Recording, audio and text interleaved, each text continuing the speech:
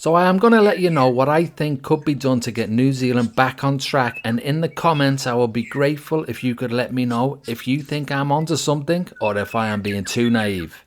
So I think New Zealand leaders should stop supporting the PONZI via ultra low interest rates, mass immigration, the accommodation supplement and interest deductibility tax breaks for landlords, and I think they should ban all foreign buyers from buying up New Zealand land.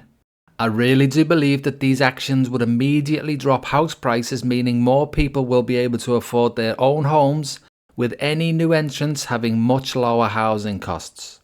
Now, people with a mortgage who paid the obviously overinflated house prices of today would still need to repay their mortgages. I understand that. But it is either that or have an eternity of future Kiwis paying these ever-inflating stupid house prices too. Now, perhaps there could be some arrangement where low-interest government loans could see these people through the transition period. But the line seriously has to be drawn, and it has to be drawn soon. Just imagine life with much lower housing costs. Your average Kiwi will have more money to enjoy their own life and not have to constantly struggle to keep their heads above water and their landlords in luxury. The extra cash that people would have could be used in the local economy, and it would support local businesses.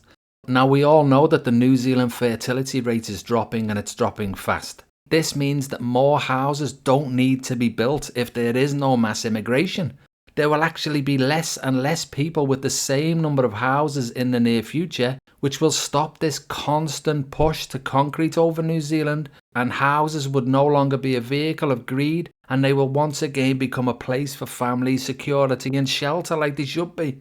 With much less borrowing needed, New Zealand will no longer need the Australian banks who are sucking the country dry. New Zealand will no longer need the massive insurance premiums because property prices will be in the realms of reality, unlike what they have become now. Without mass immigration, the councils won't have to spend as much on roading and services to accommodate the extra new people. This will bring rates down. New Zealand can become what it used to be, a country that is not just based around intense greed. There will be no more rushing to try and get ahead of the next person. No more parasiting of the weakest and the most vulnerable. The current system is set up to keep growing everything, but that is not good for New Zealand. That is only good for those at the top who swallow up all of this growth through obscene capital gain and profits. Now, some people will say, what about the jobs? How about the builders, the real estate agents, the bankers? What will they do for work? But without the massive housing costs, there will be so many people who no longer have to work every spare hour or multiple jobs. This will free up so many positions that those people could fill. New Zealand will be a much better country if everyone could just afford to live and not have the constant worries that the government and the RBNZ are creating right now. And please believe me when I say that they are creating this mess. And they are all the same irrespective of their party's colours. Every Western country is driving for growth into a falling birth rate, which will only work with mass immigration and constantly rising everything. Yes, your house price will probably come down, but if everyone's does, what is the problem? It was only artificially inflated to be what it is by the RBNZ anyhow.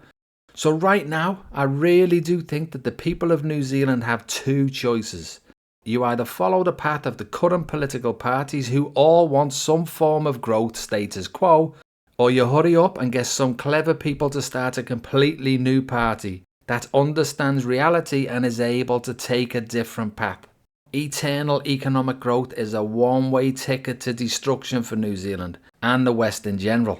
And the sooner everyone realises this, the better. And please do let me know what you guys think in the comments. I think this has never been more important than it is right now, and especially with the election coming up next year. Just look how beautiful New Zealand is. Don't let them ruin it. And if you haven't already, please consider liking and subscribing. And I will hopefully see you all on the next one. Cheers for that.